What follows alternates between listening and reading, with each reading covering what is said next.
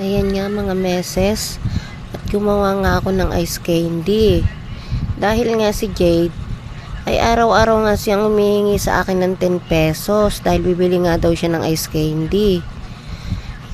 Ay 3 beses siyang humihingi sa loob ng maghapon. Diyos ko pong bata na ere. Ay butas ang bulsa ni meses. Ayan nga, gumawa nga ako mga meses ng ice candy. At hindi ko na nga ipinakita kung paano siya ipin-repair. Dahil ang taga-video ko nga ay si Jade ay likot na likot ng camera. At bumili nga lang ako diyan ng condense. Isang condense at saka isang lata ng mais. Yung mais na dilata. Tapos, yung anak ko ay bumili din ng buko at ayun nga ang aking ginawang flavor. Kaya lang ay dahil sira nga yung aming blender, ay sinama ko na. Kaya lang ay siya ay ayun nga yung pang salad, yung inano na pang salad, kaya pwede na siyang i-mix yung buko. At ginawaan ko na nga lang ng paraan para maipasok diyan sa plastic. Tapos ay ayan nga, kaya nakakalat diyan, makikita nyo guys, nakakalat diyan yung aking mga ice candy. Ay iyan ay akin munang ibinabad sa malamig na tubig na may yelo dahil nga gumamit ako ng tubig na mainit para pagtimplahan ng aking mga flavor. Yung aking mga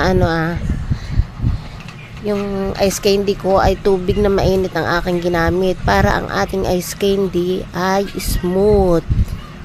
Ganyan nga ang ginagawa namin pag gumagawa kami ng ice candy ni mother.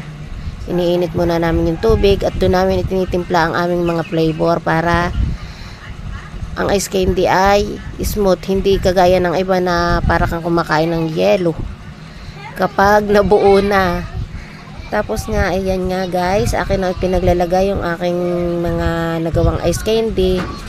At ang aking yung nagastos diyan ay nagkakahalaga ng 130 pesos. Hindi kasama yung buko.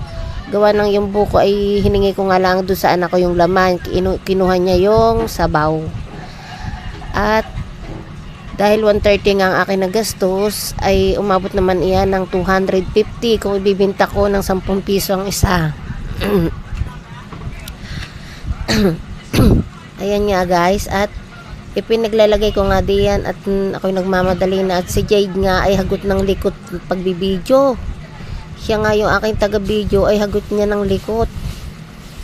Kwento siya ng kwento habang siya nagbibidyo, kaya yung aking kung saan na nagpuntang camera. At ayan nga, pagkaraan nga guys, natulog lang ako ay biglang naubos na yung aking ice candy. Parang minani ng mga bata. Ano ba namang mga bata na ayan? Ayan, at meron pang natirang isang matigas. Akala ko makakatipid ako, magiging only ice candy pala yung aking ice candy. Minani talaga. Ayan, yung 25 peraso ay iyan na lang guys ang natira. At ayan nga guys, thanks for watching.